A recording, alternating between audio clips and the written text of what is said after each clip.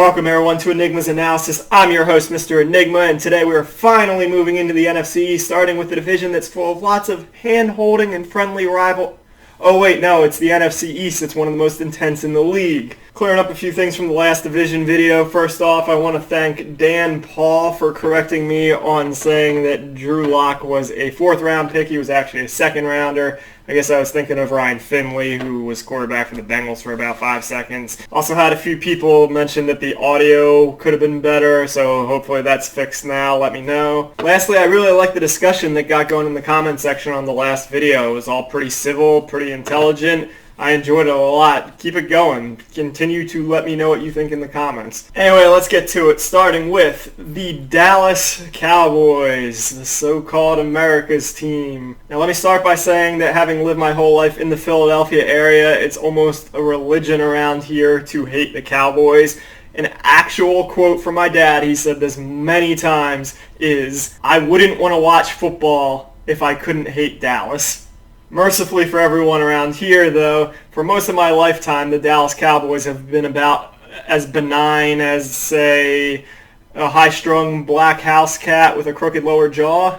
Are you like the Dallas Cowboys? Yes, you are. Did you finish 8-8 last year? Yeah. Aw, you think you're going to the Super Bowl, don't you? Last year, the Cowboys had a really strange MO. On paper, they had a loaded roster, and anyone who was just looking at it from that perspective would have expected them to win the Super Bowl hands down. What actually ended up happening is that they absolutely pulverized lousy teams in blowout games each week, and then anytime they got up against their real contender, they would lose in a close game. Remember when the big offseason narrative was, how are they going to pay all these awesome players? Well, they did pay all those awesome players, and they still had a flat season. The scapegoat for all this, right or wrong, was Coach Jason Garrett. I guess they weren't a big fan of constant hand clapping and smiling. So they shipped him out of town and brought in former Packers head coach Mike McCarthy to run the show. So despite finishing 8-8 last year and still looking pretty similar to last year's team, boy oh boy do the analytics people and the guys making the odds in Vegas love the Dallas Cowboys. They've got them at, I think, 6th most likely to win the Super Bowl. It makes you wonder, what other average things do Vegas odd makers love? Yeah, Coldplay. It's my jam. New CBS shows this fall. Honey, we gotta eat at Applebee's tonight. The Cowboys do still have a pretty darn strong roster on paper. The worst thing you could say about it is that their group of pass catchers, the receivers and tight ends, is fine, but not great. And the secondary could be better. They got a few nice grabs in Gerald McCoy, Dontari Poe on the defensive line. Clinton Dix at free safety. Not only is he a good player, but I love finding excuses to say his name. They also had one of the more headline-grabbing drafts in that instead of going for team needs, they just took the best player available. So, for example, in the first round, people were genuinely shocked that CeeDee Lamb, arguably the best wide receiver, fell to them at pick 17. There's sort of two sides to the whole new head coach thing. On the one hand, yes, Mike McCarthy has won a Super Bowl. On the other hand, his last few seasons in Green Bay were not memorable ones. It's been a while since he's coached a team to a really good season. You'd probably have to assume that Mike McCarthy is going to be a better head coach than Jason Garrett. But even if that's the case, is it going to happen right away in the first year? The team really started to shift into this Dak Prescott and Amari Cooper-led wannabe offensive juggernaut. Obviously, with a new coach, that could change, and hopefully it does, because I don't really see that as being a formula for long-term success with Dallas. Again, the fact that they just walloped bad team after bad team really inflated their stats. They weren't as good as they looked on paper. And to be honest, in my book, this incarnation of the Cowboys is kinda guilty until proven innocent. When it mattered most last year, all they needed to do was beat a pathetically hobbled Philadelphia Eagles team.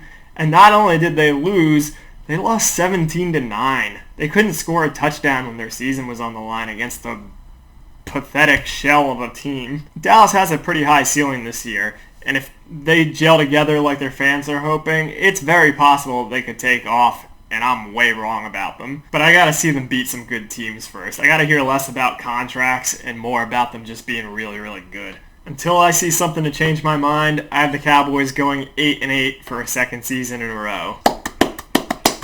Clinton Dix. Alright, the New York Giants. Quick geography lesson about New Jersey. See, the northern part of the state is New York City Junior. New York City's redheaded stepchild, if you will. It's more urban, that's where the high population density comes from. The southern part of the state, that everybody just assumes is the Jersey Shore, is actually a bunch of backwoods and rednecks. The north part of the state roots for the Giants, or the Jets when people remember they exist. The southern part is Eagles country. Important to note, yes, Bruce Springsteen is the man. It's called pork roll and not Taylor ham. And yes, because down south is an extension of Philadelphia, we do have good cheesesteaks. In any case, boy am I glad I was not doing these videos last year, especially not on the New York Giants. Nobody, and I mean nobody, thought that picking Daniel Jones as the 6th overall pick of the draft was a good move, and boy were we wrong. It's easy to kind of understate just how good Daniel Jones was last year, considering that really no other aspect of his team was great. Granted, he did fumble a little too easily, but you might too if you had that kind of an offensive line protecting you. It seems like it's been an awfully long time since the Giants were any good, and they keep making incremental improvements year after year. Of course, the year before that, the Giants had Saquon Barkley, who was awesome in his own right, but again didn't have much help. So while everyone's waiting for the Giants to make some huge sweeping change, in reality they just keep getting incrementally, marginally better. If they continue at this rate and grabbing one-star player each year, maybe by 2028 they'll be great again. Step one for them during the offseason seemed to be fixing up the offensive line, and it does look better. Sterling Shepard and Golden Tate look like they're going to continue to try to carry the receiving core, which... But this team needed drastic improvements on the defense. Now they grabbed Bradbury at corner, Blake Martinez at middle linebacker. They made a few other good little grabs here and there. But to be honest, this team needed major additions on the defense.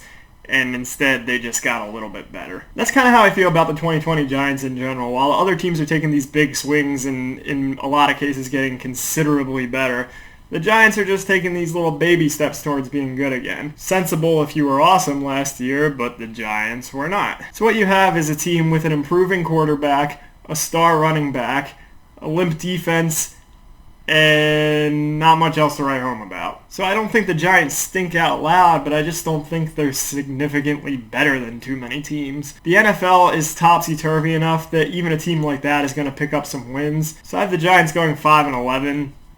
I don't know, maybe their new coach will ignite things for them. Alright, the Philadelphia Eagles. This is an interesting one because I'm surprised that they've somehow managed to slip under the radar of the offseason hype train until fairly recently. I'm sure that doesn't bother Eagles fans one bit though, because they're always super pleasant and they take everything in stride. True story, in 2016, I attended the Eagles versus the Steelers at Lincoln Financial Field. The Eagles won 34-3. By halftime, it was already obvious the game was over, and yet as I was leaving the stadium, the fans were mad at me. I don't mean like playfully talking trash. I don't mean just like reveling in the victory. I mean they were angry. And I can attest to the fact that, yes, a lot of Philadelphia Eagles fans just walk around in their day-to-day lives ticked off for no reason. You're bringing food from my favorite restaurant?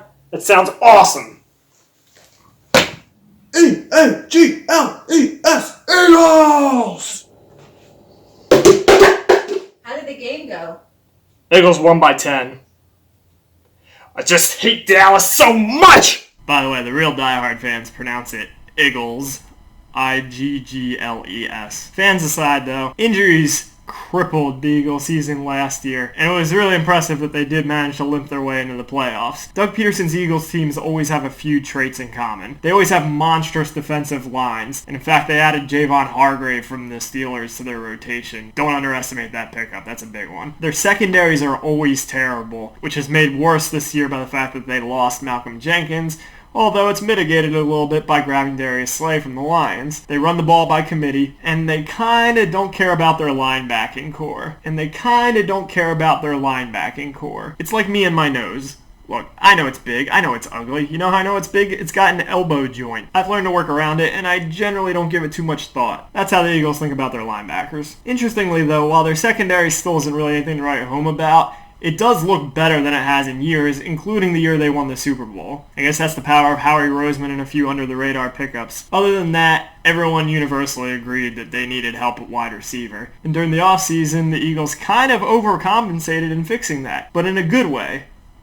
Is that a thing? overcompensating in a good way. They used their first-round draft pick on a speed demon wide receiver. Deshaun Jackson should hopefully be healthy. Still got Alshon Jeffrey. Still got Zach Ertz and Dallas Goedert as the best pair of tight ends in the league. Miles Sanders at running back. Greg Ward proved himself in the slot last year. And they traded for Marquise Goodwin. So Carson Wentz is loaded with weapons this year, and that was one of the only things that really held the team back last year. What was a team weakness has now become a major strength. And as always, we have to have the can Carson Wentz stay healthy discussion. So with their second-round draft pick, they picked up Jalen Hurts at quarterback, which confused people because obviously they just invested a ton of money in Wentz being their franchise quarterback of the future. Now, they've attempted to smooth this over with critics by suggesting that they're going to use Hurts as a gadget player and that sort of thing. But clearly what they're really hoping for is that Hurts can be a young version of what they had in Nick Foles. When Wentz inevitably goes down again, he can jump in and still take them to the promised land. Which isn't a bad idea in general. I just don't know that it's going to pay off this year. I mean, honestly, let's say Wentz does go down later in the year.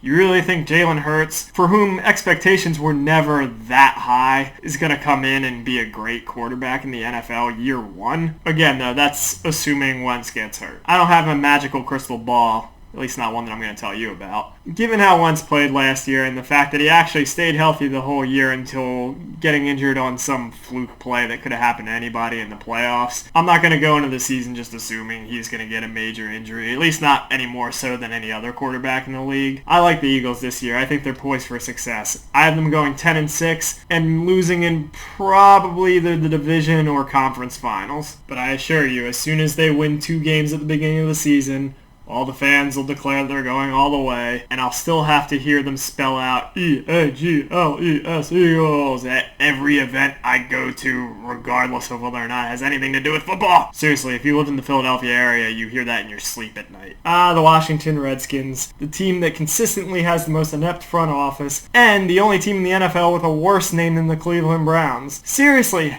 how in 2020 are they still called the Washington Redskins? Sir, I really think we need to change the name of the franchise. There's a lot of public resentment towards the name Redskins. The Washington Darkies. No, that's way worse. Washington Turbans. You know what, on second thought, maybe the name Redskins is just fine. The Washington Yellowmen. The Redskins are coming off a particularly rough year after bringing in rookie Dwayne Haskins and proceeding to give him pretty much no help on offense. So to be honest, nobody even really knows if Dwayne Haskins is good enough to be the franchise quarterback, because even if he were, nobody could succeed with the setup he had. Seriously, they were trying to be a run-first football team despite the fact that they had no offensive line. Their defense was, let's say, below average, and even though McLaurin emerged as the clear number 1 wide receiver, not much help in the pass-catching department. Plus Haskins, whether it was his fault or not, did not look good. So that sounds really bad, Mr. Enigma. But how do I know if I had a bad season? If you had an all-star left tackle who held out an entire year just to end up leaving the team anyway, and he did it all because he was mad at the medical staff, you might have had a bad season. If you pulled Case Keenum from being your starting quarterback and then got worse, you might have had a bad season. If you couldn't find your starting quarterback to kneel down in victory formation because he was off taking a photo with a fan in the middle of the game, you might have had a bad season. Jeff Foxworthy parodies in 2020. Who says I'm not on the cutting edge? Like the Giants, the Redskins had to make some moves to fix up their offensive line during the offseason, so it should be better. Kendall Fuller is a very nice pickup at cornerback. I have a friend who's a big Redskins fan, and he was practically begging the team to get rid of Josh Norman. And Chase Young, who they took with the number 2 overall pick, is going to be an absolute game wrecker. I feel a little sorry for Carson Wentz, Daniel Jones, and Dak Prescott because they are likely to get sacked many times by Chase Young. Unlike the Giants, though, this team needed more help on offense than defense, and I don't think they got it. This team's got enough running backs for 2 teams. As of this recording, they have like 6 of them. They just keep grabbing more and more. And yet the 800-year-old Adrian Peterson is still their best one. Redskins fans can be excited that they got Ron Rivera as their head coach, who's definitely going to add some much-needed stability. They started doing a lot of moving and shuffling all around. You can definitely see, though, that improving the team's going to take a few years. And let's not forget how stubbornly Rivera kept putting an injured Cam Newton into Panthers games until his wheels were about to fall off, basically ruining seasons where the rest of the team was actually pretty good. Redskins fans really have to hope that Dwayne Haskins develops into something special, because not only do they have a lot invested in him, but waiting behind him is Kyle Allen. Basically, there's no viable alternative until the next draft. Whether Haskins succeeds or not, I think what's ultimately going to hobble the Redskins more than anything this year is, once again, just an inability to score points. New coach or not, they didn't make enough offseason additions to take them from being the worst offense in the league to anything but slightly better than that. The good news about going 3-13 in a season, though, is that the next season can be pretty bad and still a step in the right direction. On that note, I have the Redskins going 4-12. And after this year, the discussion about what to do at quarterback still continues. So that's my verdict for the NFC East. No matter what I said, it would have been controversial and took somebody off.